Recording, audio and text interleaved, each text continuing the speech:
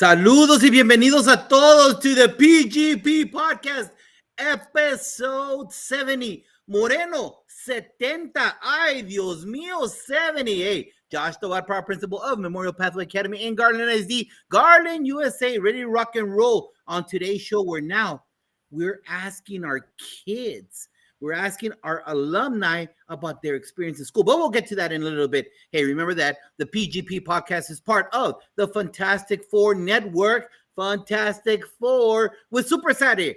We have Coach Hurt at 10 o'clock, all Facebook times, Eastern Standard Time, 10 o'clock, Coach Hurt. You want to know about how to break down data? That's your cat right there. That's the guy right there.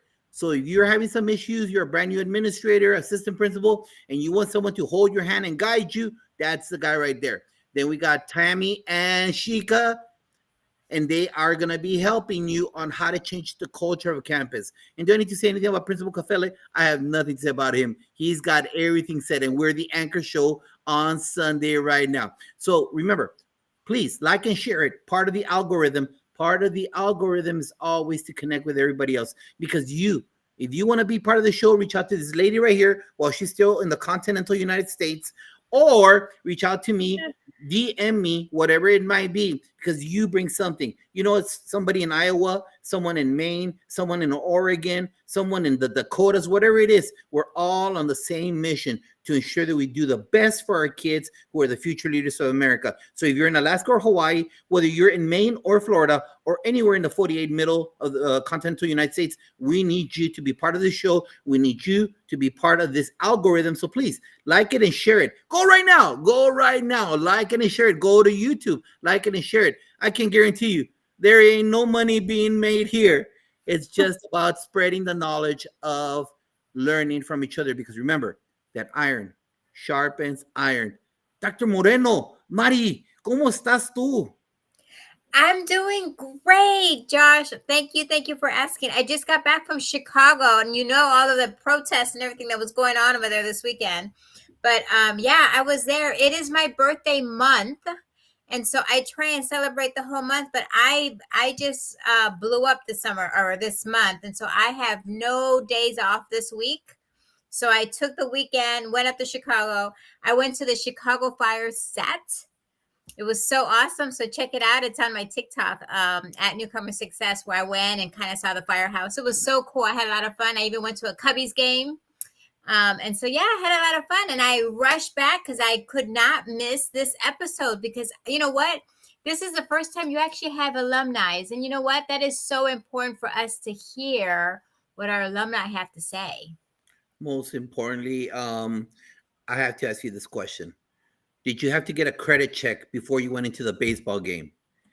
You're paying $30 ice creams, My $80 God. hot dogs. It was crazy expensive. And then, I mean, we walked in at the second inning, and I swear it was the seventh inning by the time I, got to find my seats. It was crazy. It was over by the time it even started. I was like, no, pues this is over. So yeah, it was pretty good. I wanted to go see a Bears game, but they don't play until tomorrow. Right. Well, I'm glad that you enjoyed it on your birthday month, if that's what you call it, being a nice, strong Hispanic woman that celebrates the whole month right there. Well, you know what? The good thing about today is that our alumni, they're from the 915 area, and then people know about Chinchilagua. The guests that I have on today are real Mexican. I'm talking about really Mexican right there. And they know what Chinchilagua is. Right, Raquel? You line up against that one. Oh, man. There ain't no one more than Raquel right there.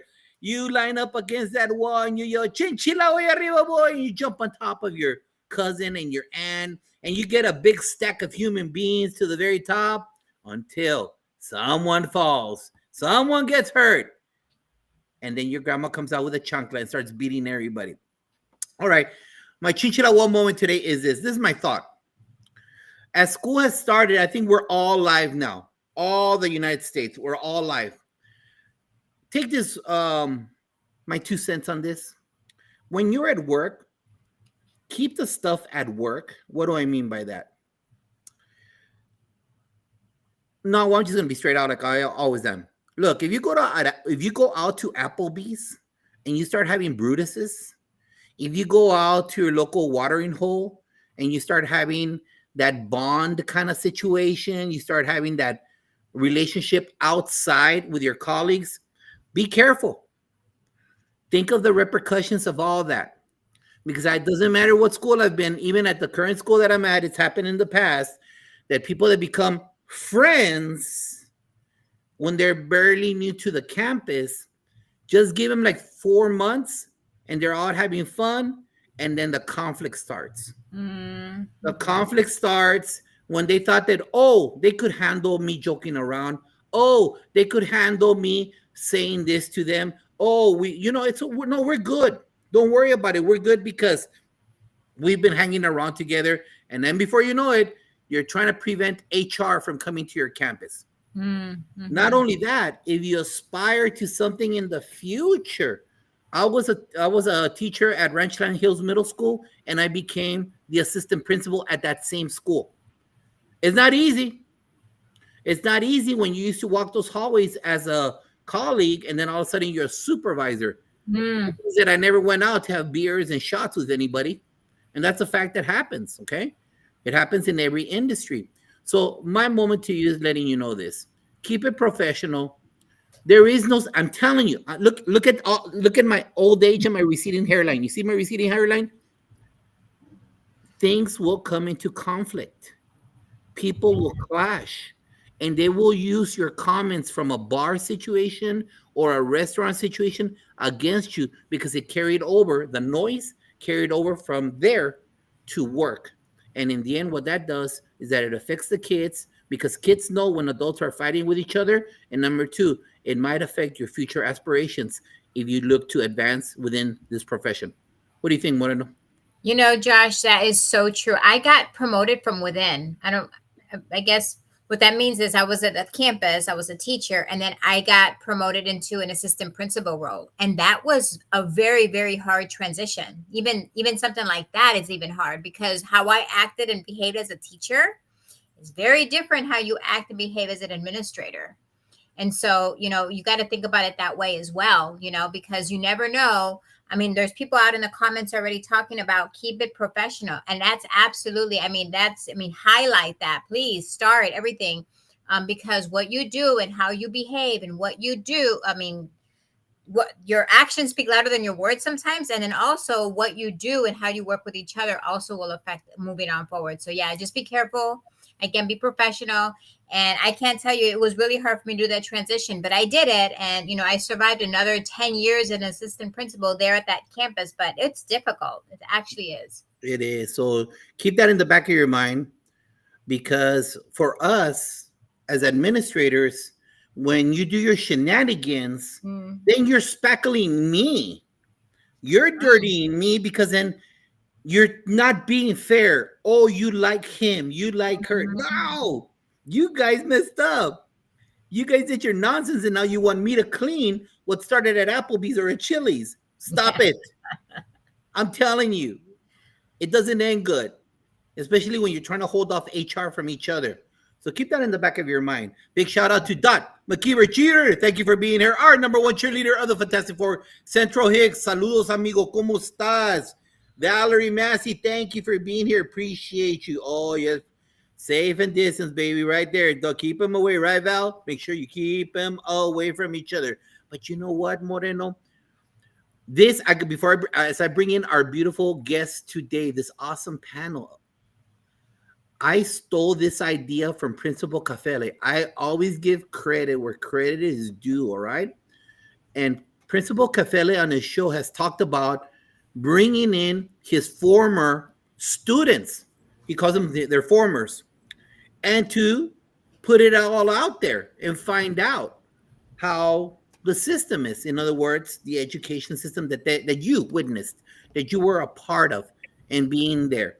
So I'd like to welcome this awesome panel. I am outnumbered today, and I love it.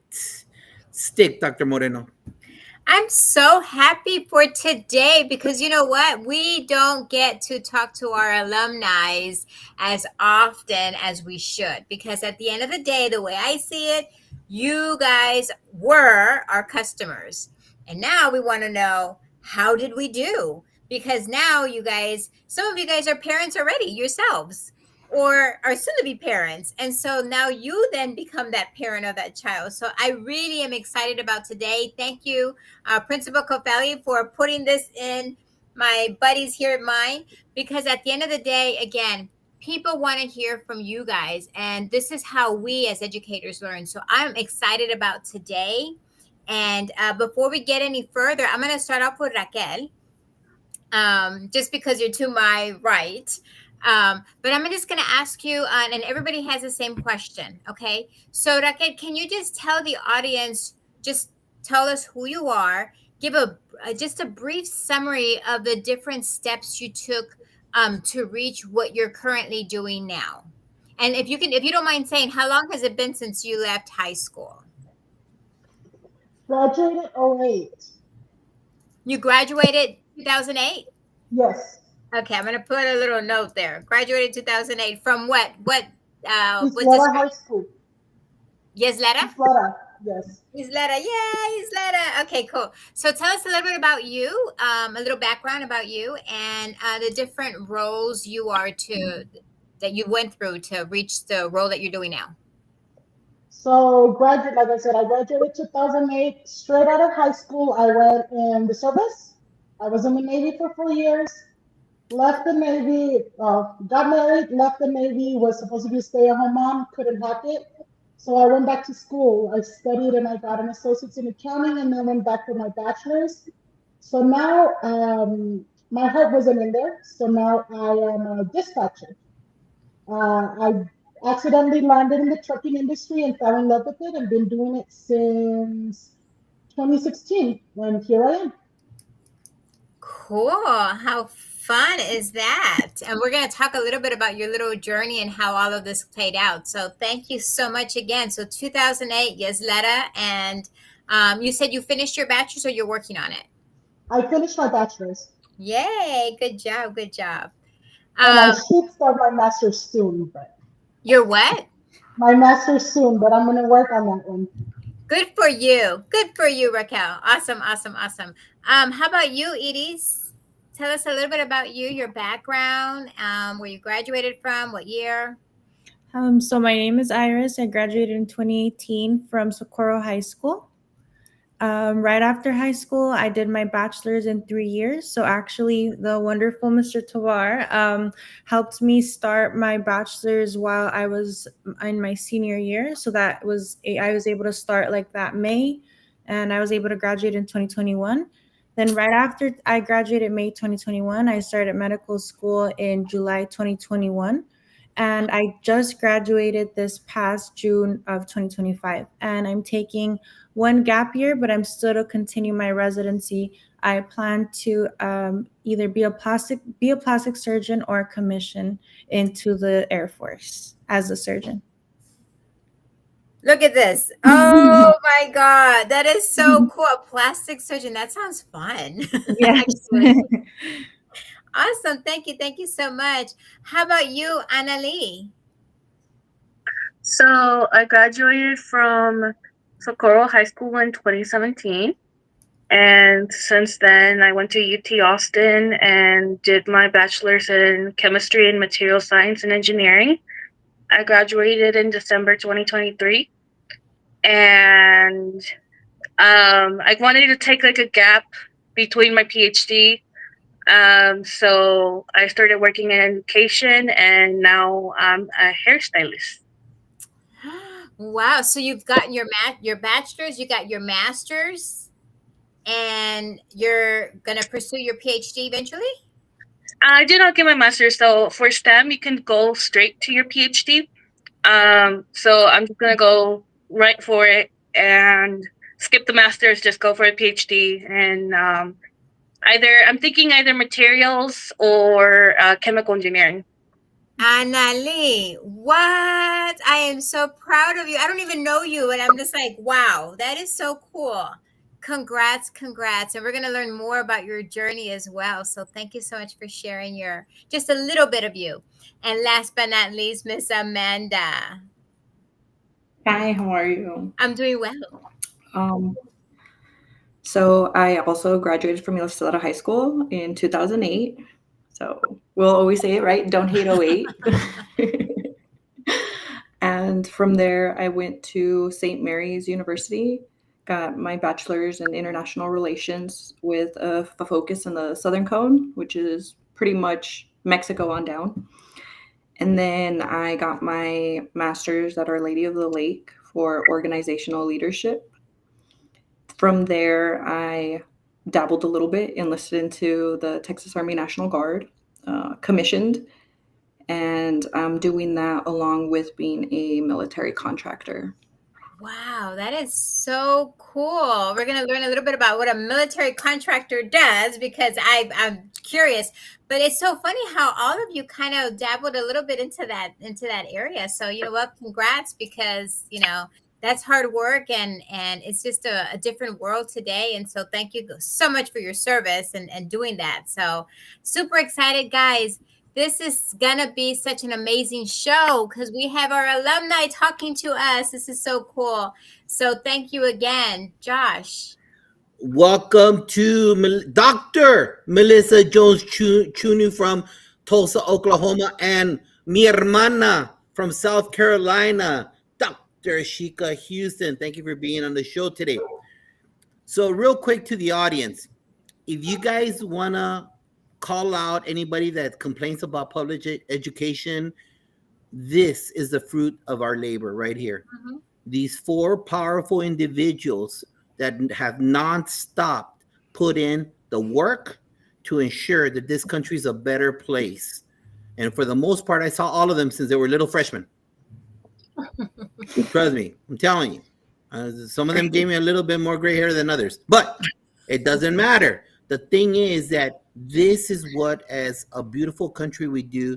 That is our purpose. So this goes into my question. We'll start off with you, Amanda, who was the valedictorian for the class of 2008. Amanda, looking back at your career, going back from elementary, Head Start, all the way to your senior year in high school, do you feel that the education system prepared you effectively? Because obviously, depending on the route that you were going to take afterwards, it's all relevant. But do you think that the educational system that you had in the 915 area, and for those out there in South Dakota that see this, or Maine, that's in El Paso, in Texas, do you think that there was an effective job of academically preparing you for where you're ended up in? So I would say, and I'm sorry, yes, hold on, and I'm sorry. Please be honest. You don't know. You guys know I don't mess around. I'm always straight out. All right. Please feel on this. We need to hear from you guys.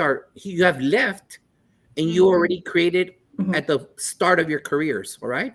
So this is a good reflective piece for all educators. So feel free. Yes, no, whatever it is, just be straight out. Yeah, I would say yes, but with a caveat. And so going through the system, like when I think of elementary and middle school and taking tests, I mean, I learned my history. I still remember Texas history, moving into it. I think the most influential years for me was probably like 8th grade on up, right? High school. And for that preparation piece of the pie, I break it down into 3 sections. The first that I think was crucial to success is not necessarily academic, but I think having a strong family support system was a big deal. Having my parents there supporting, creating that environment at home in order for me to study and participate in extracurricular activities was huge. When it came to the academic system, I have to say that I applaud the teachers that I had. And the reason being is I know that coming from that school, there were certain obstacles. One thing that I can remember very distinctly was needing textbooks for one of my particular classes, and we didn't have them.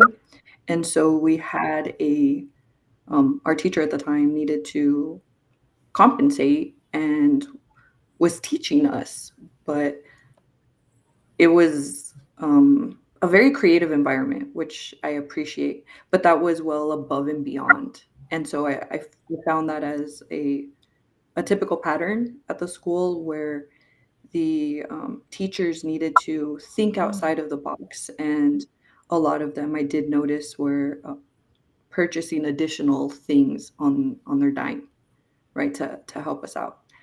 And like I see now where technology is at schools and the ability to access things. Because I mean, I'm sure Raquel remembers back in our day, we still used the library.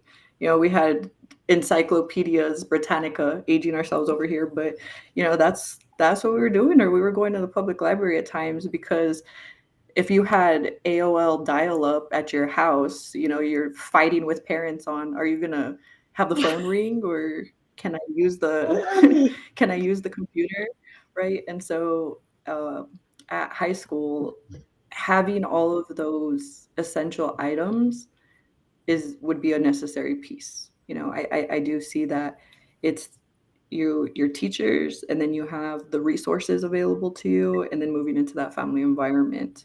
Um, was my personal experience on it, where I do think that they had a huge influence and impact. And um, I learned, I learned from their out of the box and creativity. Beautiful. Amanda. Awesome. Raquel, ¿qué onda? Yeah. It is different. It is quite, like Amanda said, we had to go through a lot of stuff. Uh, more, I remember my high school more than anything else. That's where it really turned my life around, and you know it. I changed so much from being a freshman all the way to making it out to graduation. Um, and it was a lot of things. Like she said, technology was so much more different. Never did I think it was going to end up being the way my son goes to school now. It's like if you don't have your laptop, you're done. Well, we didn't have that. Why don't you just get a notebook and a paper, and that was it? But I guess it's not like that anymore, of course. But it was different. It was really different. I don't know if I would have enjoyed high school as much if I would have been during this time, personally. Do you think the system prepared you for after school? Yes, because you know me, I changed so much throughout the 4 years, especially in high school.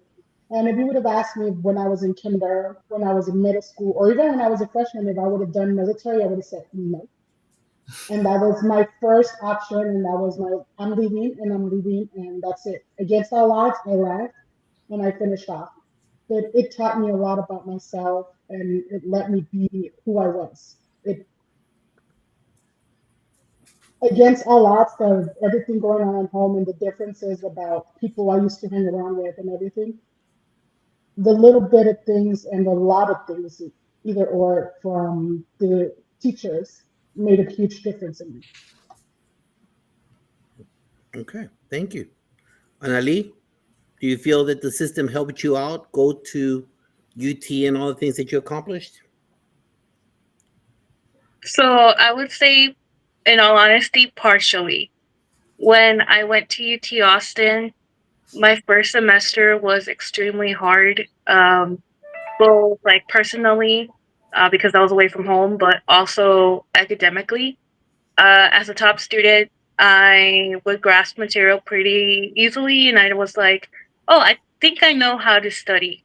But I realized I did not know how to study until I got to my first semester in UT Austin. Everybody is top of their class in, your classroom, and you're essentially competing with the best of the best. And these this material, I did have a foundational skills and the material, however not to the level at how it was like presented to me.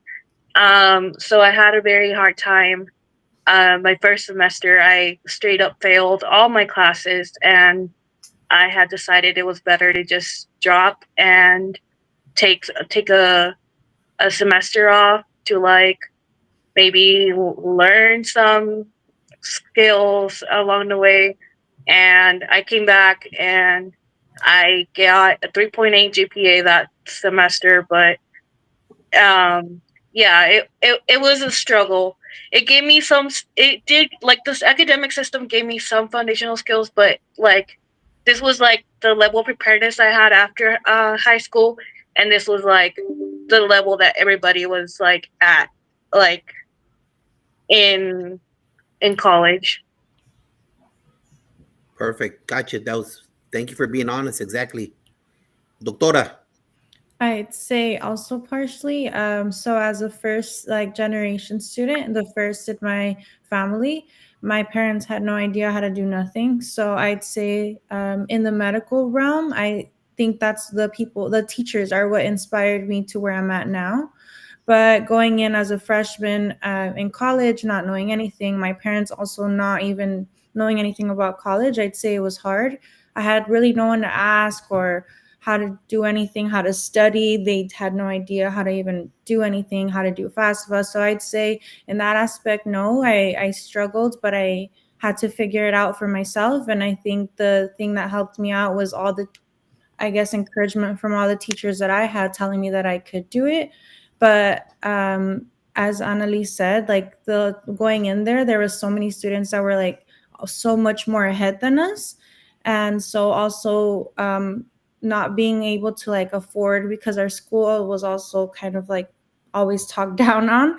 So that was also a really big obstacle where you were always thought and told you were less and you were not much.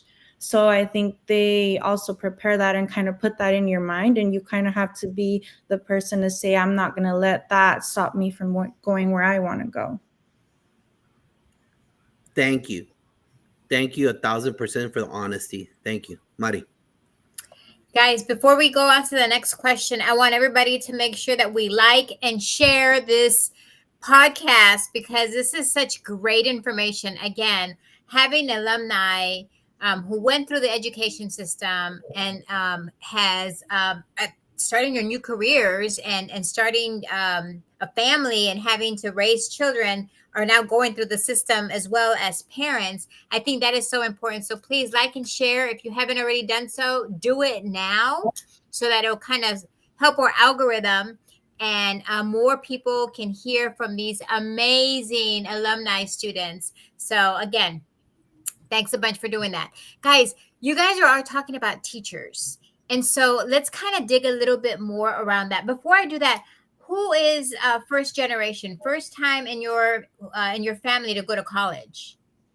All of you. Ah, okay, great, great, great. So all of you. So that's tough already as it is, right? Being the first, because I am that first person as well in my family to graduate it. And so, Edie, you're absolutely right. My mom didn't know anything about college. She didn't even want me to go to college. She was just like graduate from high school because she didn't. And if she didn't, that's all she wanted was for her children to graduate. And of course we kind of take it and go with it, right? We want more. So I'm super excited to hear that you guys are doing that. But all of you all said something about teachers, and so I'm going to start off with Annalie. Annalie, let's look back at your journey, and I want you to think about, was it in elementary, was it middle, or was it high school where you kind of felt connected, or maybe a teacher pushed you and inspired you to do more, do better, follow your dreams? What did they, who is this person? So we can do a little shout out if you can remember who they were. Or if it's just a person, it may have been your math teacher, your science teacher, and you don't know their name, that's okay too. But who inspired you in which grade level to pursue your dreams? And what did they tell you? So, kind of thinking, I had a lot, first of all, I had a lot of teachers that have inspired me to be who I am today. But if I can think all the way back to how it all started, I would say it's since elementary. So I was born in Juarez, Mexico, and I moved to the U.S. in second grade. So I did not know any English, and I was placed in the ESL classes.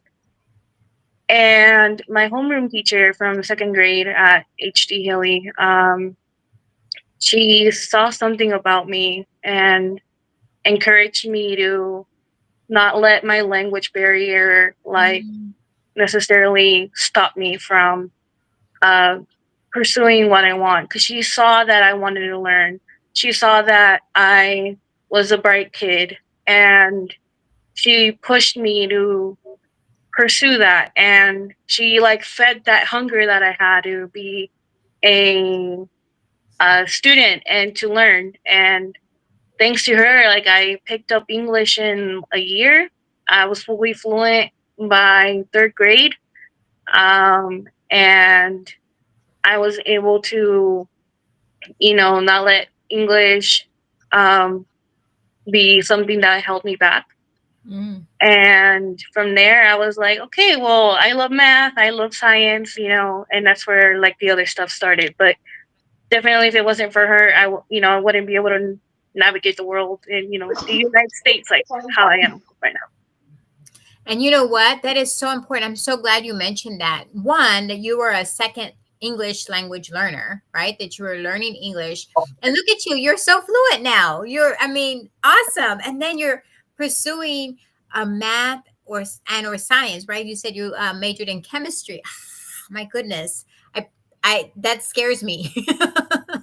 I know when I took chemistry in college, it scared me. I mean, just taking the basic chemistry. So congrats, Annalie, because you know what? I want more people out there to realize and to see that our language learners can and will succeed. We got to get those teachers to help and support, just like you just mentioned. If it wasn't for that teacher, you wouldn't be where you're at today. And so kudos to you and kudos to that teacher that supported you along the way. How about you, Amanda? So I would say Miss G, forgive me for not remembering her entire name, but I do remember eighth grade. She was history, and what I distinctly remember is that she had a tree that she created in our classroom, and as she was going through the crucial years of teaching the history for us, so Mm-hmm. we had like 1776 on there, and you keep going. It was on the tree, and so for myself as a visual learner, it was super easy to take the test because I would remember the tree. She had to cover it up for the test taking, but the tree and the years, and then she created little cartoons on it, and that was awesome. But she also took the time to, I think, hear us out in two different perspectives. The first, I think, in eighth grade, one, you're going through puberty at that point in time. Everyone's emotions are running higher than they're trying to figure their life out. And then um, we we were all trying to just figure things out at that point in time. I think that's just a volatile year for a lot of us. And she would listen to us when we had problems, but it was like careful listening. She wouldn't get overly involved and cross lines, maintained that professionalism, but being able to cry to her, and she just took the time to listen those 15 minutes, whether she cared or not, I felt like she cared about the little drama that was going on in my life. And that was important. But then on the learning side of the house, um, she would listen to us, and she had us in different focus groups, which I thought was really awesome. And so if these groups of students worked in quiet, they just had to have the silence. She had little earmuffs that everyone could put on in that table. And then for the ones that needed like classical music, no lyrics, she had that table too. And then we had another one where I remember them listening to Power 102, which is like our hip hop station here in El Paso, right?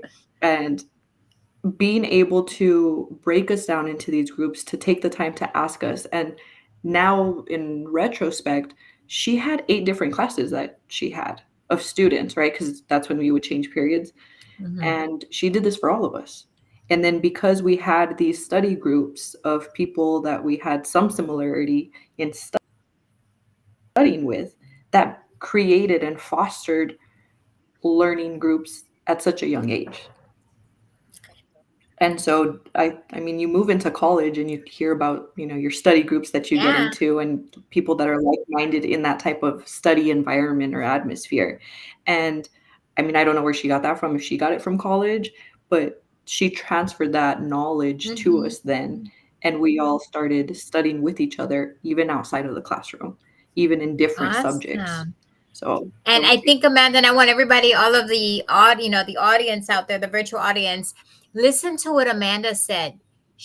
Her teacher adapted her classroom environment to fit the needs of the students, right? And that's what's so powerful, because not every kid learns the same way.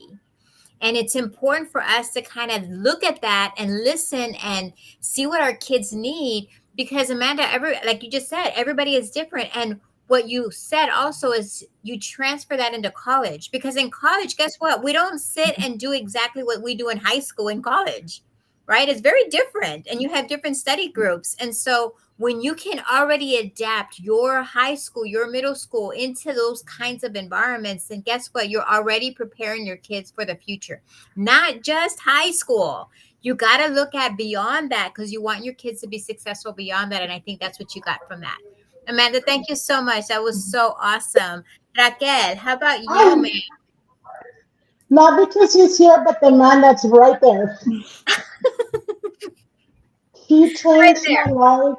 Yeah, he got me when I was, I don't know, maybe if it wouldn't have been for him, I wouldn't have even graduated.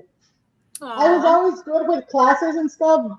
Academically, it was like whatever to me, but my discipline was what would like, when I tell you that I spent every other week in SAC my freshman year, I spent every other week in SAC. And you know what? He never gave up on me. Okay, hold Up on. For the until people out there who don't know what sack means, because they're thinking about a sack or a sock, or I don't know what they're thinking about, right? Maybe they put a, a towel over your head or something. What is what sack? Because I know what it means, but some people don't know what sack means. it just pretty much you don't go into your normal. You go to school earlier and you leave earlier than everybody, but you're stuck in a portable or an outside classroom away from everybody else, and you have walls to your side. It's kind of like the high school jail. They walk you to lunch, or sometimes they would even take lunch to us. You can't talk to anybody. Your teachers just send you your work, and you do your work by yourself, and that's it. Okay, so you stayed in sack every other week. You must Pretty have much. been. Pretty So, much I was in SAC. so how did this man change your life? Because it doesn't look like you were going in a very successful path here. He listened. He listened. I'm the youngest of three that were still at home at the time. So my parents literally had the last three of us in a little, and I was the rebellious. I got this. Nobody's gonna tell me what to do. I know what I'm doing. Forget you. And he sat there and let me go out and out and out. And even if I yelled, even if I cursed, everything, but he sat there and listened. He'd be like, "Yeah, you're wrong, but you're still going to stop."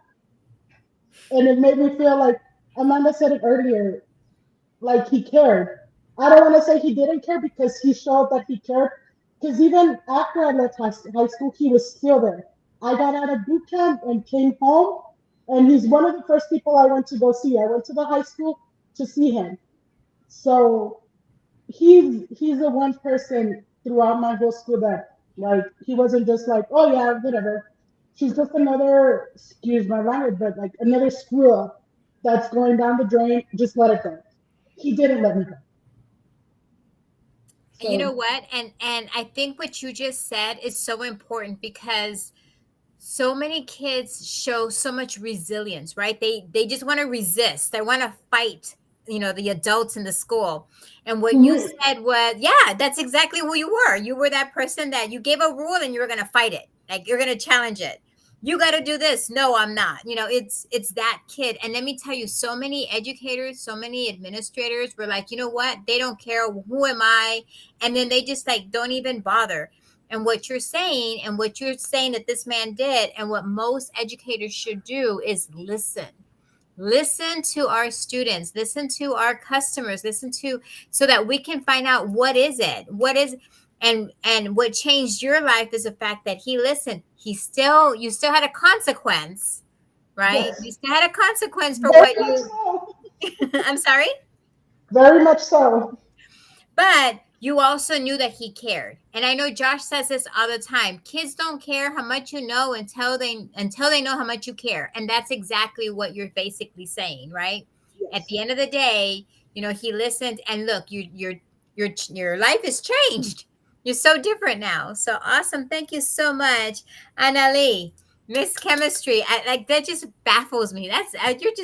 You're such an inspiration to so many, because chemistry, wow.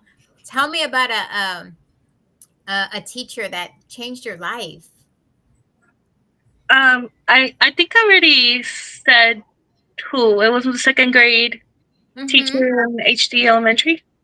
What is it that she did exactly? Can you give me an example? Well, like she she would encourage me. Like for example, my reading. Um, I I didn't know how to spell in English and whatnot, and she would like do the timing on how fast I read, right? And once I got to 90 words a minute, she gave me donuts. Oh, And as a second grader, I was very excited, right? And showing my parents, hey, I got donuts because I read 90 words a minute in English.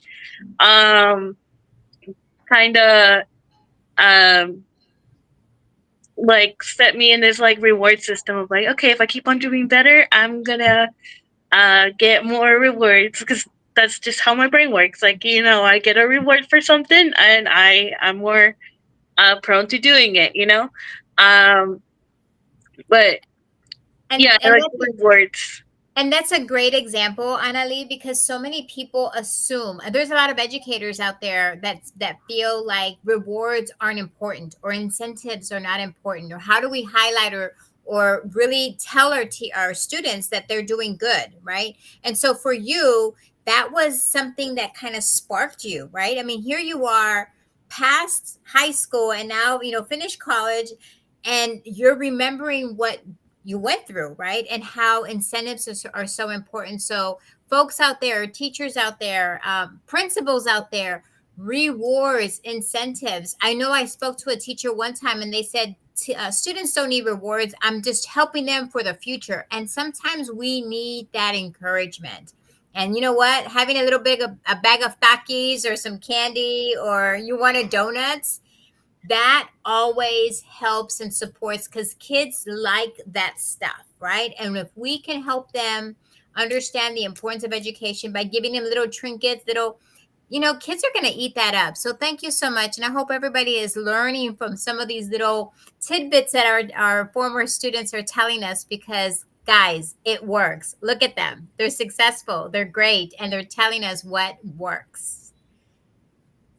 Josh. Did you get Mercedes? Did I give Mercedes? Yeah, I got Edie. Did I tell you? No, not yet. Not yet. I marked you off. I don't know why I marked you off, and I Dr. didn't. Sorry Dr. about Moreno, go to SAC right now. Stay there for 2 days. You're not Look, following. I'm writing it No, no, down. no excuses. Go to SAC. Thank you, Josh, for catching that. Edie, can you please tell me about one of those experiences, or what your teacher said? So for me, I would also be Mr. Tovar. So I have always been a fun fact. I have perfect attendance all of high school. I always had like really good grades. I wanted to be perfect at everything. I was a basketball player, so I always had that. And one time I was at a basketball tournament and I ended up getting a technical, and I didn't think it was that big He's of a laughing. deal. You see him? I didn't think it was a big of a deal. I thought, oh, whatever, you know.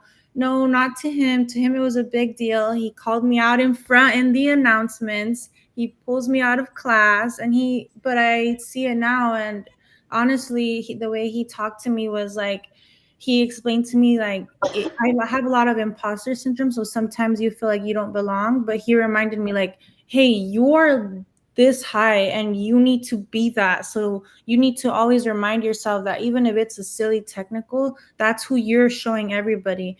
And even like I remember when I was doing my bachelor's and my medical degree, I had to remind myself like I'm here for a reason. I have to show myself. And I still remember he used to tell me like you're very cutthroat, but if you're not going to show that, and if you're going to fall down. And so although I had all this great things to do, that always brought me back. And so I always remembered him. I needed to not get that technical and kind of calm down and continue to be who I want to be. So he, although it was so many teachers that really inspired me, so that one technical like really changed my life. Wow. It was embarrassing, but it was a moment that I didn't think I would think forever, or now I can't get out of my mind. Awesome. You look like the type of person that like to always challenge that teacher. So I'm so glad that you said that, because I think it's important for us to also think about, how do we correct that behavior? And how do we support our students? Because we're gonna have those kids. I mean, we have them now, right? Those kids that live out in ISS and in school suspension or suspended, or they're always fighting. They looked at me funny and they want to. So how do we kind of bring them back? And just like he had that conversation with you and helped you kind of ground yourself and show you who the type of person you are and what you want to be in life, that is so important. And, thank goodness for that technical, right? Because you probably wouldn't be the person you are today. So always look at, folks out there out in the virtual world. Think about those kids. Listen, watch. How do we correct them? It's our job to do that for our kids so that we can kind of put them in the right paths. So it's not just about math or science or social studies. It's about those social skills. How do we support our kids moving forward? Because at the end of the day, we want them to be successful. And sometimes it's the behavior that they're doing because they want to be a certain way. And in life, I think, Edith, you kind of nailed it right there. How that moment in time really changed your life because someone took the time to maybe embarrass you in a little bit, but hey, it worked for you, right? And everybody is different.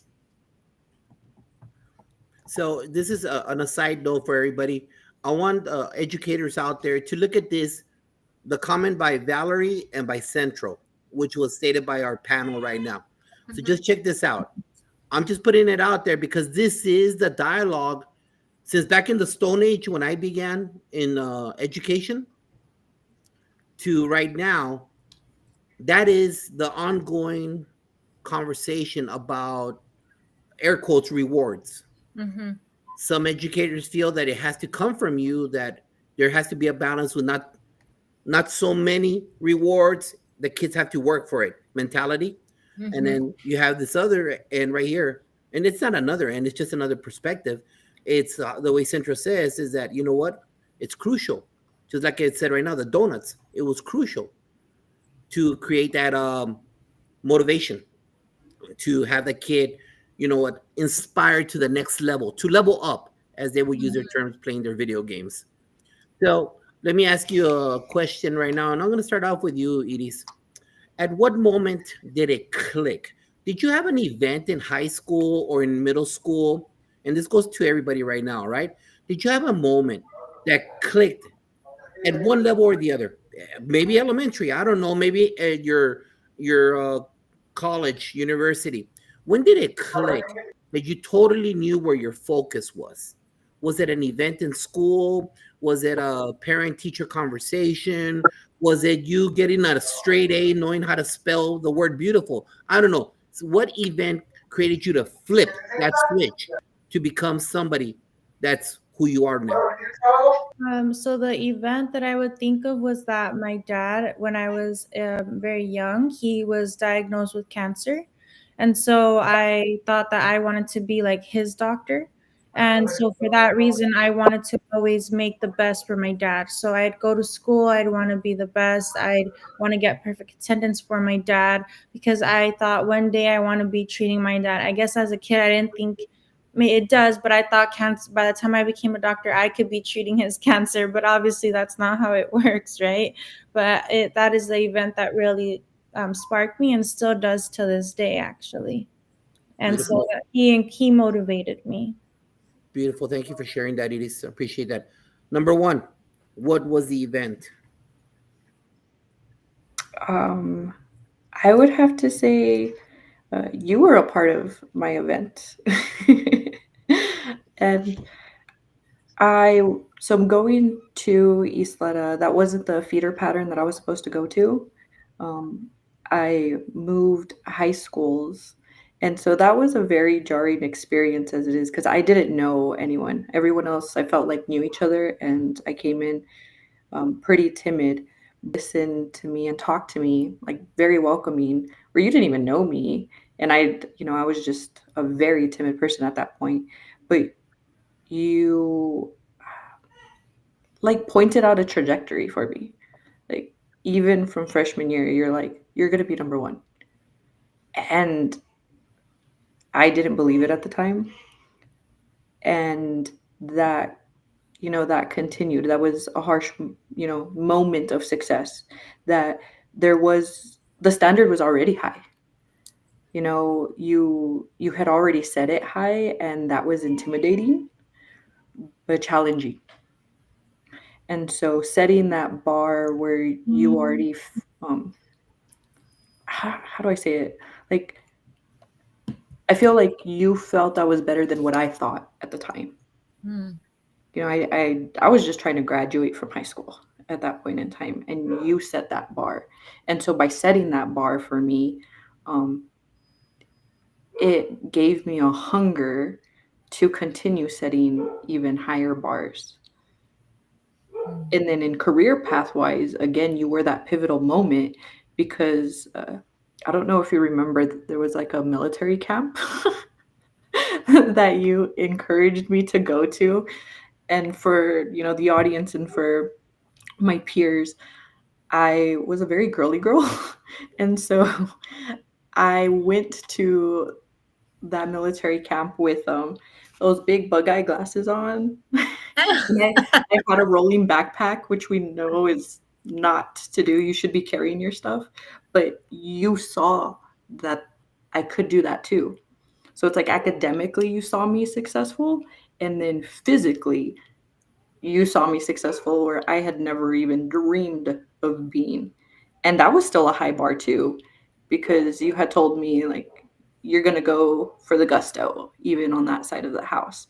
And so that was always a moment from college, right? At each stepping stone in college, where I was like, I'm gonna keep a 4.0 all through these 4 years. Then you set that back then in high school. And then when I got into the military, I was extremely competitive where I'm going to, get a 300 on my PT test at the time. And I'm going to be, top of my class in each one of those schools. So the competitiveness, that hunger, and encouraging me to believe in myself, even when I didn't believe it at the time, was those pivotal inspirational moments for me. Well, thank you very much. You're all gonna get $20 Venmo in a little bit. Thank you very much. I don't know how to react to stuff like that, but thank you very much. Anali, what moment did it click? What moment? So it was on a trip for cosmetology. So I did cosmetology program in high school. We went to what's called a hair show. So it's kind of like a big festival where there's stages all around and you see people doing hair. But there's also advertisements for like a bunch of brands. There's also classes for like certain products. And at the time, there was a product that was like very popular because it was brand new, but it really worked. It was called Olaplex. So we went to the class, and there I met the chemist that made Olaplex. They were explaining the like the whole molecule. They were like, "This is the name of it," and this is what it does, and this is how it works, and this is why it works. And from there, it just kind of clicked. I'm like, oh, I'm here in cosmetology school doing hair, the beauty industry, but I'm also really good in science and math. I kind of want to combine both. I kind of want to be that. I kind of want to do that. Um, so I went ahead and asked him like, what's your educational background? And he said, I got my PhD, and this was like the like sort of the research in it. And I was like, oh, great. So I was like, I'm gonna get my PhD as well, and that's where it clicked. Like, I want to be uh, essentially a chemist that makes those products in the beauty industry. Wow. Wow. Wow. Raquel, ¿qué onda? I think my fight at the end of my sophomore year. Why? I want to know Because more. I don't remember if it was at the end of my sophomore year or my freshman year. I just remember that it happened 2 or 3 days before the year ended. And it wasn't even because of me. I thought because of my late sister. So at the end of the day, it wasn't even because of me. But like I told you, I spent most of my freshman year in SAC. So I was like, oh, I'll just go to SAC and that's it. I'll just go to SAC and that's it. I'll just go to SAC. I'll be fine. Or what? And it wasn't just SAC. The day after my fight, okay, Tovar sent me to SAC.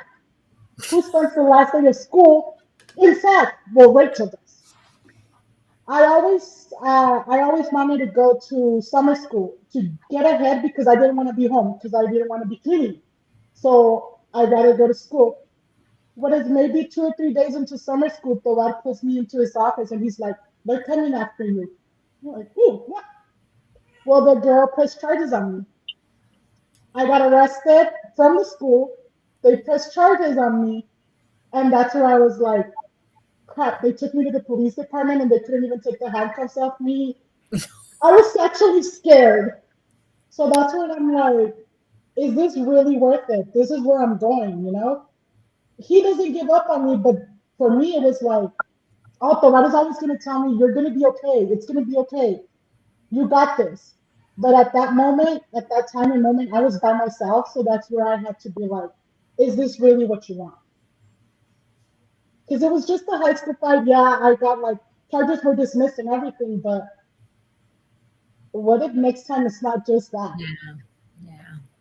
So I think that's what really turned me like my head thing around. I still had an attitude. I was still like gritona and everything, but I kind of that's where I was like, okay, you know what? I gotta take it easy. I can't just be like, my sisters got in trouble and I'm gonna go defend them because I don't want them to get in bigger trouble. You know? I think that's what it was. That's Thank what you. really turned me around. Thank you for sharing, everybody. And educator out there, if you're watching it live or in the rebroadcast on all the platforms, these are the same conversations that are happening right now in your schools. Just understand that. Whether it be a physical altercation, whether it be a part of your CTE programs that a student gets inspired by, whatever it might be, whether it be challenged by an AP teacher, regular educator, it's about making that connection one way or the other with your kids at that moment to lift them up to the next level. And these conversations you're hearing right now, that's a fact jack still right now. The only difference between their graduating class and your current class is this: there's more Mhm. technology, there's Yes. more Mhm. technology at their hand. So keep that in the back of your mind. You're hearing it from your stakeholders that just graduated a handful of years ago, and those conversations are still alive. Dr. Moreno? Yeah, yeah, yeah, absolutely. Yes. Thank you for sharing that, Josh, because it's true. They are happening in our schools. Ladies, I'm going to start off with Amanda. Amanda, let's kind of look from the outside in. You guys have graduated. All of you guys have graduated, been out of the school system for a little while now. Can you help maybe an administrator, a teacher, a staff member? It could be even someone from district office, that wants to, do something different at their schools. So my question to you, we'll start off again, Amanda. think about how schools can maintain a healthy culture, a healthy environment to support students in our schools. So, what can just kind of looking out in like what suggestions would you tell someone to say, you know what, schools need to be working on this, or I had a really good this. Maybe more should happen. Some kind of suggestion to kind of help someone who is trying to change their culture or want to just continue with the culture that they're working on. Well, I'll definitely say we've touched on it, and I see a pattern and a trend. Two things. The first that Mr. Tovar opened up with, that professionalism, right? Seeing my administrators and seeing my teachers act professionally does have an impact, because I'm seeing them as the adult. I'm seeing them as the professional. I'm not seeing them as the gossiper or the chisme. So having that line of definition where I can seek advice from you, but we're not buddies, um, Mm, was important, because now I'm looking at you as an inspirational figure and as a mentor, and not necessarily an equal. And I think that that also bleeds into, like, for example, the respect during a disciplinary situation, mm, right? I respected individuals that would discipline me if I'm in trouble, because we weren't buddies. I didn't hear about teacher gossip at that point in time, right? Like that, if it stayed in the lunchroom, it stayed in the lunchroom, kind of thing. mm-hmm, Um, mm-hmm, that would be the first thing. And then the second is the listening. It doesn't matter whether you're like an administrator, whether you are a coach at that point in time, if you're a teacher, like, it doesn't necessarily have to be all students that you touch, but there will always be a student that you have that a connection with, and that mm, connection is influential years down the line. mm, You know, mm-hmm, and mm-hmm, and so that's, I would say, like, for teachers, like, be forgiving to yourself if you don't necessarily make a connection with every single student in every single class that you have, but know that there is an impact in the culture if every teacher and administrator is seeking that, right? There's power in numbers. And so if you have all of the administrators, all of the coaches, all of the entire system wanting to have an impact on just one student, now you are multiplying it. Now you truly mm-hmm. are having an impact on multiple students as the years progress. Awesome, awesome. So ensuring that adults have that connection with kids. So it's not necessarily I have to connect with all 150 kids, right? Mhm. Because every kid actually connects differently with adults, right? But Right. making sure that the system itself has something where the adults have some kind of connection, or make that connection with students. Awesome, Mhm. awesome, good. That good strategy there. How about you, Edie? So I would say, like, Mr. Tovar is an awesome example of this, because when he came into my high school, we were always like known for nothing. But he, like Amanda said, everyone's different. You might not make a connection. So he did multiple things to try to connect with more students. So I remember he would have teachers send you notes of why you should keep going. He would, even if it was your birthday, he'd call you and give you a paper of all the fun facts and a pencil. So he continued to do that. And then he would also do, if you had attendance, he'd have a little like pizza day. So he does so many things that wasn't just one exact thing to completely change our culture. And the biggest thing through those all is believing. So he made us believe that we weren't what everyone was saying. So I think it was trying to attack everybody in a different direction that kind of completely changed our school around and started changing thoughts around, because of, even if he was the only one fighting, all we needed was that one person fighting for us. Ah, nice, nice, nice. And he's fabulous at that. He's always kind of sharing all the great things he's doing. So awesome. Thank you. How about you, Raquel? What kind of advice, or what do you think, looking from the outside in, right? What can we do as continuing educators to change or support our culture for You know what? students? I don't think it's just educators. I look at, as a parent, my parent comes in here. My parent side comes in here because my son now goes to the same high school I used to go to, against my will, I must say. But um, I saw something last week at parent teacher conference. I cheered for a little bit while I was at Isleta, and one thing that was not allowed, whether it was cheerleading or anything, any club, you don't curse in uniform. You don't do that. And my son and I were walking to his Spanish class, and I heard the girls from dancing say, F this and F that. And I was like, I believe that now teachers as well as parents are afraid of the kids. Um, yeah, I call him and I tell my son myself, like, you guys are becoming the generation of Crystal. We can't tell you guys anything now because if the parent, it's not like before. If Tovar used to tell my parents, I was afraid of my parents, you know? And now it's like the teachers are afraid of the parents because the parents are always going to defend the kid. I don't ever remember my parents defending me, and I don't think I would ever defend my son because I know my kid. But I believe that teachers now are afraid of the kids. They're afraid of disciplining. They're afraid of telling them, "Hey, this is wrong," and the kids won't listen because us as parents, a lot of parents are also afraid of the kids because it's become a thing to where yes, there's a lot of child abuse. Child abuse has increased so much, but now everything is considered child abuse. I'm not telling you go beat your kid with a chancla, but that worked with me and I'm perfectly fine, you know? But you tell your kid something now, like, I'm gonna call the cops. Well, and my son did it to me once. I'm gonna call the cops. Call him. I'll die for you, you know?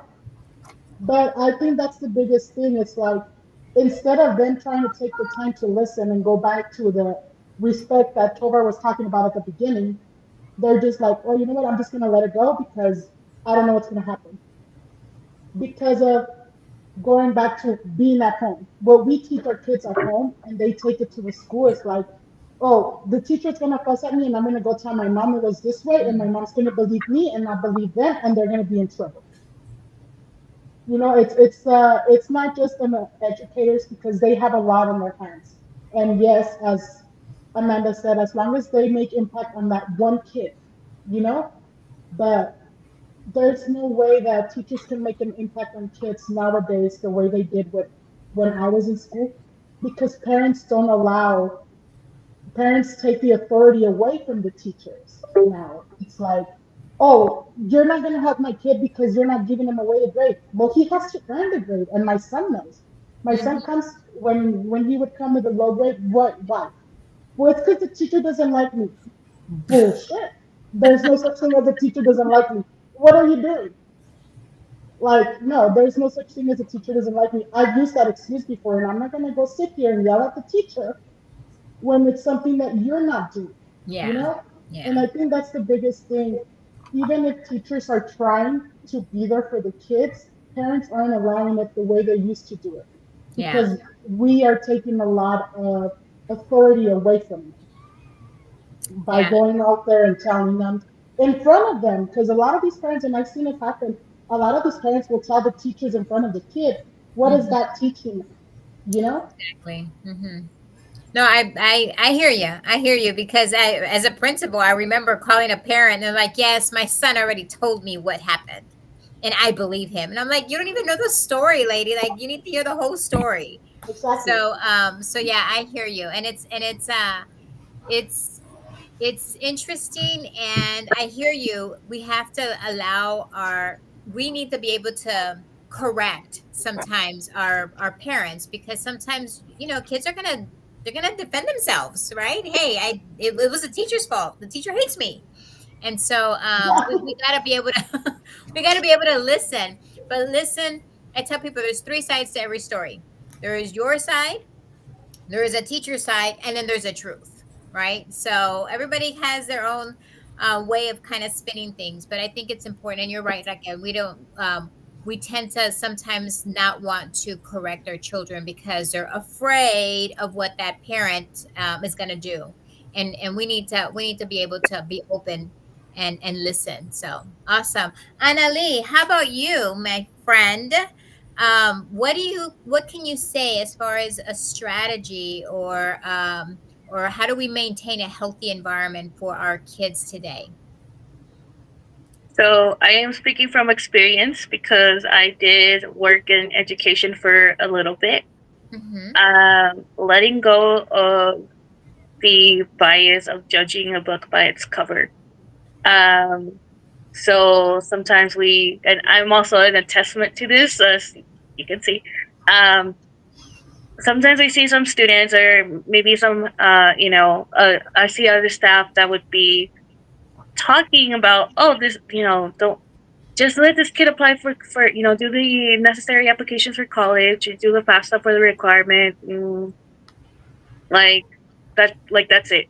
Like they're like he's gonna give you trouble, and then I realized once I sat down, I'm like, okay, let go of the bias. What's going on? Sat down and talked with the kid. I was like, okay, well, my ultimate job is to make sure that they all have a plan for after high school. So I was like, okay, like what's going on? Like, any plans? Okay, you know, let's do the requirements, but I want to know you. I want to sit down and listen to you, what you have to say. And that allowed them to open up to me. And I realized, they're not necessarily bad after all. Like I had, I would sometimes get scared when like I would have these students and like, hey, miss, like, what's up? And, I'll get scared because they're much taller than me. They have this attitude. And I'd be like, oh, what do they want? And I'll just sit down and be like, okay, like, kind of get at their level and be like, well, how can I help you? Like, maybe you don't want to go to college, but I can encourage you to go to the workforce, to go to military, have some kind of plan. Like, and if you don't know what that is, like, let's figure that out together. But let's get those requirements out of the way first. Like the state requirement, not the FAFSA requirement, Yeah. And I found that allowed them to come back to my office more and be spreading the word with their friends and be like, oh, like, it's not just, she's just not making you apply for college. It's also like, making you, like have a plan. And,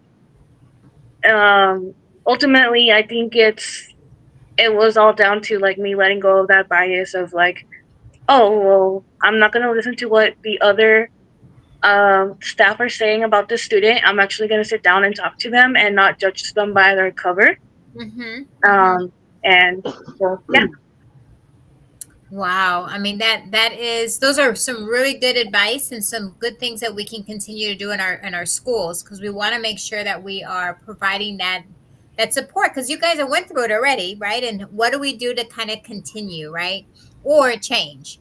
So thank you so much for sharing your insight. Josh. So we got two sets of generations here. One with cell phones, one without cell phones. All right. So my 08ers were barely getting into what was the It was first a one? flip phone. It was a flip phone. No, A no, A no. razor. razor. It was a razors. What was before? What was before Facebook? What was before Facebook? MySpace? MySpace, exactly. So MySpace versus Facebook right here, all right? So I'm gonna ask you a real quick question, all right? Anali, I'm gonna start with you. Now that the state has banned cell phones on all schools, your thoughts? Anali. I'm thinking Yeah. because it's That's a like, hard oh no. question. I thought you froze. That's why I said it again. I'm sorry. Oh no, I'm thinking because like I'm not gonna lie, I even as a good student, I would also take my phone out. Uh Whether that was to check a message or check the time. Um I kind of see it as a double-edged sword because you can use a cell phone for learning. I remember what we would use it for, like Kahoot, for example, and that was very engaging. But then it's also a distraction. So it is a kind of a good thing that they let it go so students can have the time to like actually pay attention. But now they're using laptops and they can also text through laptops, and it's more like these kids, if these kids are really determined, they're gonna find a way to like not be in the classroom. They're gonna maybe get out. I've seen even TikToks of like students bringing in boom boxes instead of like their like phone for music. Um, Students bringing in CD players, or the DVD player thing to watch like their movies. Just like all these little equipment so they can like listen to their music and watch their videos and stuff. So if they're really determined, they're still gonna find ways to be distracted from the material. So I'd say it's like, okay, yeah, it's a good thing, but also students are gonna find ways, you know? You want to, Annalie, I've known you for so many years. That was a very politician answer of you, and that's not you, all right? That's very political right there. You like went down the road, and dude, you're not one of those, all right? But I got it. I got it. Yes, Shika, I did the worst mistake. I did not do my wait time, and yes, Valerie, Texas has the state the cell phone ban. Number one, good or bad cell phone? So I'm conflicted on this for different reasons, right? Um, Looking at it as the distraction piece, right? I see it beneficial because I mean, Raquel can attest to it too, right? We would fold notes. The communication was still happening, right? We would write in notebooks and pass the notebook in between periods, or we would have the notes and fold it in different origami shapes and it'd say for you to see only. And the communication still happened. You don't need a cell phone. Chill out, right? So that's one perspective on the distraction piece. My confliction comes in as a brand new mom and thinking about this when my kids are in school. Not to go super dark on things, but when I think of a school shooting, I'm about to charge in there with my full kit and get my baby out of there, right? Like that's where my mentality's at, and I want my child to be able to tell me things faster than. I mean, we see it on so many different. Every single time that this situation has happened before, the delay in communication or what's going on, the fear from parents as they're potentially waiting outside, driving there, like not being able to get a hold of my child in a dangerous situation. I don't even have a school age student, and my thoughts are already kind of nervous in that perspective. And so that's where I personally am conflicted. I don't necessarily have an answer on whether I agree or disagree because I see those pros and cons and I haven't been able to come up with a solution in my own head on my opinion for it. All right. Well, welcome to our world. Exactly. Number one, Iris. So I would say I have two things to say about that. The first one is, as a teenager or as even any school student, when you tell me no, it just makes me want to do it more. Even if I was good or whatever, I want to take my phone out. I want to use it more. So instead of me thinking about wanting to learn now, I can't stop thinking about how I can get my phone in school or how I can go to the restroom and find a way to get my phone out. Like that's just the truth. And the second thing is, I would think it's a lot also, maybe this is controversial to say, but it's because a lot of parents just have been so, since a young age, here's the iPad, so you stop crying. So we kind of make our kids have a robotic mind that we can't be without our phones because we're so used to, since we're can start looking at something, here's the phone. So that attachment never gets away. So when we say no bans, oh my God, it's a big deal. But maybe when I was in school, we loved our phones, But I think it wasn't that bad. If they said no phones, we put it down. Yeah, I'd sneak a text here and there, but I mean, when it came to learning, I wouldn't have a big problem. But now it's like kids can't be away from them because we've conditioned them to be that way. Okay, very true. Raquel. I'll talk about. I have a teenager. I have a freshman in high school. So I'll piggyback on Amanda. Um, okay, if the Walmart shooting wouldn't have happened, I might have been like, okay, you'll be fine, you know? But that's a big thing. We go back to the parents allowing kids to do whatever. My son has a cell phone, and my son will continue to take his phone. I did have a running with the middle school about it at some point. What was it? I believe he was a seventh grader. But I'm a single mom. My son sometimes would walk to school, or because I would have to be at work at 5 in the morning and would leave work at 6 p.m. And I don't have help with my son. So he needs a phone so he can let me know I'm walking home, I'm not home, or whatever the case may be. So, but also as a parent, my son's phone is locked from my phone. So during school hours, I'll open it up during his lunchtime, but during school hours, it'll shut off. We go back to being a parent and finding that middle balance to where I I want my son, and my son needs his phone because I can't be there all the time, you know. So I am big time against it because, like I said, I have a teenager, but also it helps me because back then they couldn't track us if we were ditched. Now I can track them. If my son's phone is not tracking, where are, and it happened before to where, hey, he was in middle school and I'm like, where are you? I'm in the football field. You're at McDonald's. What are you doing at McDonald's? You know? So ditching is a little bit harder now because he knows, like, yeah, he has his phone, yes, he has everything, but if I call you and you don't answer and you're not in class, you're done. You're grounded. There's no phone for a while. You know? So that's pretty much where I sit with it. It also has to do with us parents putting uh, and setting rules, even though the kids are not with us. You're in school. You're going to school for this reason. You don't need your phone during chemistry class. You don't need your phone during algebra class because you're not even supposed to be using a calculator anyways. If I survived high school without my cell phone, because well, we didn't have them yet, so so can he, you know? So I lock my son's phone during class hours. That's Perfect. awesome. I didn't even know that existed. Thank you. Oh Yeah. yes. Oh yeah. Yeah. If you got that, if you do the Apple products, Mhm. that you have 1,000% control of that. 1,000. Mhm. The AP at Memorial, she like Raquel says, ¿Dónde estás? Nope. I'm banning you from this and this and this and this. So it's perfect. I mean, if you take that route. Thank you. Dr. Moreno, number 9. Awesome. Guys, this is a super easy question, and I'm gonna have Amanda start us off. Okay. So Amanda, it's a fill in the blank question. So easy.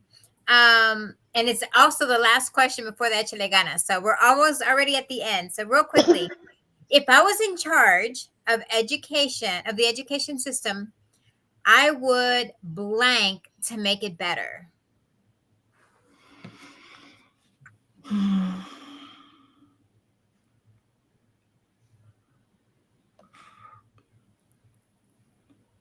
The entire system. Okay. Resources. I would focus in on because you that would need an analysis piece, right? But what are the resources that instructors need in order to accomplish that task? And you talked about that earlier, right? And how some of the teachers and how you didn't have any resources and how teachers had to pull out of their own pockets to fill that gap. So yeah, I can see why you would say something like that because you had talked about it earlier. So awesome. Thank you for sharing. Edie's, how about you? If I was in charge of the education system in my state, I would blank to make it better. This is a tough one. I think I know they're already kind of doing it, but maybe add a little bit more for after school system ends, because you're kind of in a way drilled to go to school every day, do your classes, but that's all you know. And then once you get out, it's completely different. So I would include a way so where you're able to kind of be more prepared for the outside world, not just go through curriculum. Okay, so I would prepare the students to be more successful, kind of providing them with the skills that they need after high school to Yes. make it better. Awesome. Okay. Awesome. Awesome. Awesome. Annalie, how about you? What would you say to, if I was in charge of the education system in my state, I would blank to make it better? I will work on making it more accommodating. As we all know, like learning is not a one size fits all for all students. So making it more accommodating for all students to be able to grasp that material and get out of it what they need to get out of it. Okay, to adapt the learning environment to fit the students' needs. Mm-hmm. Awesome, awesome. Raquel, we're gonna close it out with you, my friend, right here. Close it out real good. If I was in charge of the education system in my state, I would blank to make it better. Listen. You would listen, provide like listening opportunities, listening Listening conferences. parents, students, and teachers.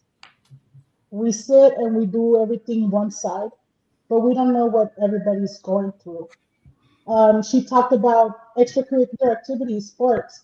There's a lot of kids that would love to play sports, but their parents can't afford it. So they don't play. Or their parents can't take them and bring them. So they don't play. There's kids that want to focus on STEM programs and they have to stay after school. And they can't because they don't want to ask for help.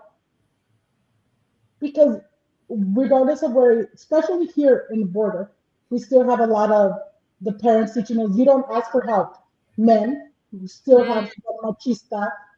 So listen, if you sit and listen, you would know more of maybe this kid is not wouldn't go to the service, but he has to go in the service because that's his only option that he has to get a higher education, for example, you know? So I think that's the biggest thing because we go back to our kids not doing what they need to do or parents just giving their kids their way just because they don't have time to listen. Or the teachers are just going to be like, oh, yeah, I give up, whatever. Do what you do because they don't want to listen. They don't want to see more than what's on the surface. They don't want to dig more. Yeah, yeah, awesome. Awesome. Thank you so much. Those are all great things to kind of consider, right? When we are looking at providing our students with a better education moving forward. And that is so true. Sometimes we just assume that they don't want to do something, and it's not because they don't want to do it, it's just that they can't afford it and they're not going to say something. I hear you. I hear you. And part of that story that the Bulldogs went through, I wrote in this book in chapter 23, where I wrote about the things that were mentioned today. 23 educators, 23 stories that happened at the flagship is part of that right there. Um, Before we get into the lightning round, real quick, Raquel, Well, what could I have done better to support you? nothing. Raquel, what could I have done better to support you? I don't think there was anything you could have done better. You could have probably been meaner so I could have understood earlier. But I don't think so. Dude, I was at my high, I was at my peak with you guys of You me. supported me. You supported me through boot camp. You supported me through high school, through boot camp, through college, through my divorce, through my sister's passing. What else could I ask for? Wow. Anali, what could I have done And I better? wasn't your student anymore. Anali, what could I have done better to help you?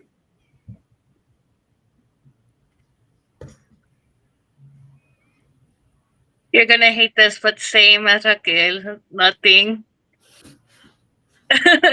You supported me through like in high school and after high school, and kept in touch and have supported me through my college were my hardest years, and you supported me through that. And now I would say nothing. Edie's, what could I have done better?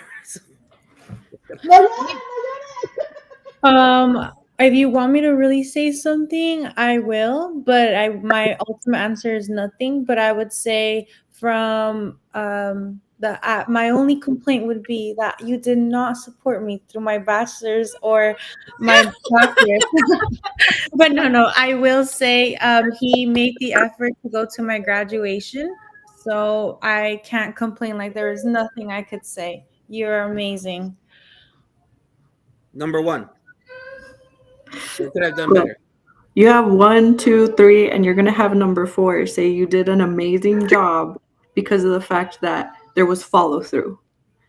Again, that pattern. The follow through was after high school, you still cared about us. My commissioning, graduation, you were there. And what you're doing now by opening up the conversation for educators, by opening this conversation for parents to view, like this is just that next notch. All right. Okay. Well, to the audience out there, He didn't pay us. nobody knew the questions to this. I didn't give him any. Like you all know, for this show, I always give him the lightning round because I want the answers quick. But thank you, and that's the only way. And Mari will tell you, we need to know more the negative than none because we need to become better. And not a lot of people think that way. That sit in my chair.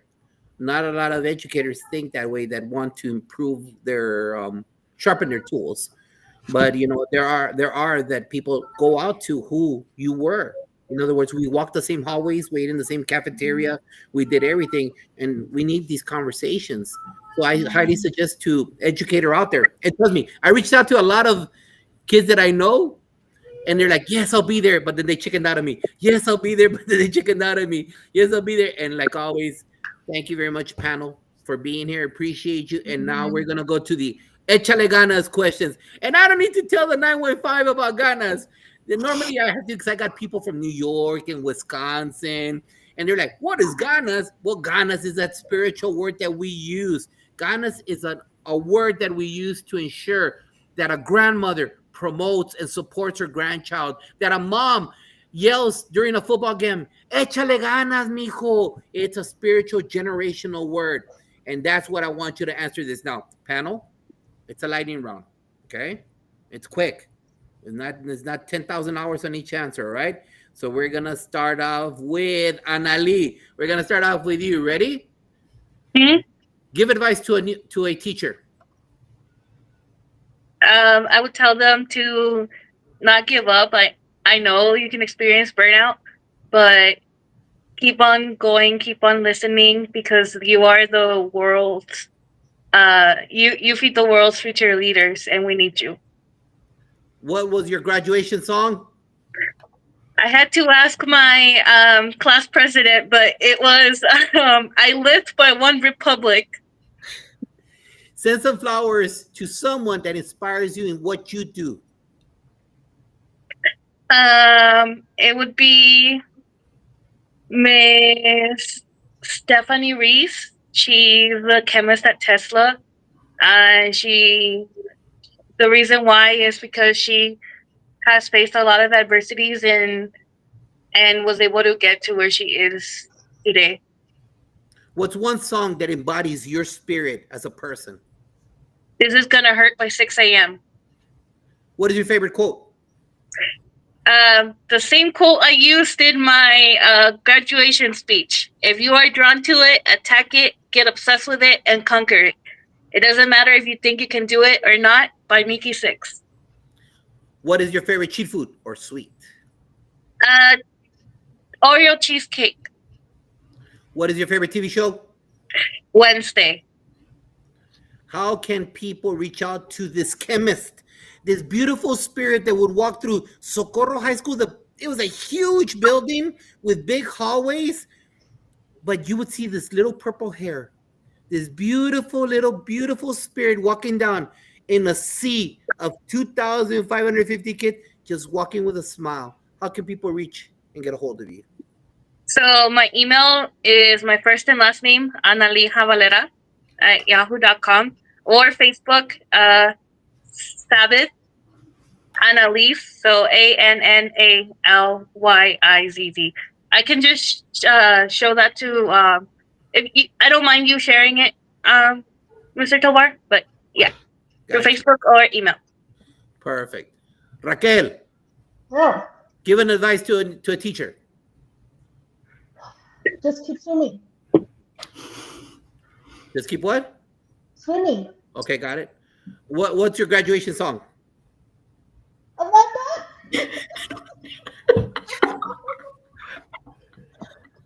Really? Really? It wasn't Raquel. my type of music. All right. Send some flowers to someone who inspires you daily in your work. In my work? Yes. In my work. No, hombre. My son. It's always going to be my son. I do everything for him. All right. I'll give you that one right there. What is one song that embodies you as a person? Sin Capitan. What's your favorite quote? Ugh. Hold on. Ándale. Lightning round. Well, I have too many. Ándale. And you know what? It's mostly anything that says you don't give up. Anything that says you don't give up. I got it. What's your favorite cheat food? What's your favorite cheat food My or sweet? favorite what? Cheat food or Dude, sweet? anything with chocolate. Chocolate cake, the Matilda chocolate cake. What's your favorite TV show? Either Wednesday or Love is Blind. How can people get a hold of you and get into that trucking industry? Facebook, Raquel Signs, or on my phone, 915-543-8620. You realize this is going all over the world, all right? It's okay. I'm just putting that out there. All right. My phone rings nonstop. That's why I have two. Number one, give advice to a teacher. Remind yourself of the passion you had when you first started teaching. What's your senior graduation song? Honestly, the only thing that comes into my head is that Vitamin C one or Nickelback one. And I don't even think those were it. That wasn't it. I forgot to. I'm sorry. So, send some flowers to someone that inspires you daily in the work that you do in your field. I want to definitely send some flowers to Colonel Dibbling. He taught me how to have some thick skin and to keep pushing. He was another one that encouraged me to be competitive. What is one song that embodies you as a person? 2222 by Lindrell. What's your favorite quote? Leadership is not about title or a designation. It's about impact, influence, and inspiration. Because impact involves getting results. Influence is about spreading the passion you have for your work. And you have to inspire those around you, whether they're superiors, subordinates, or your peers. What's your favorite cheap food or sweet? Chocolate. What's your favorite TV show? House of Cards. How can people get a hold of number one?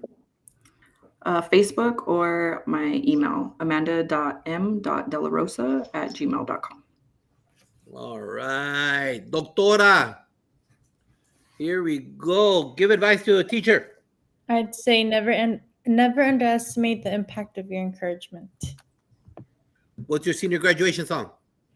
Ironically, I don't remember either, and I searched all last night, listened to a million songs, and I couldn't find it. All right. Send someone some flowers to inspire you in that medical field.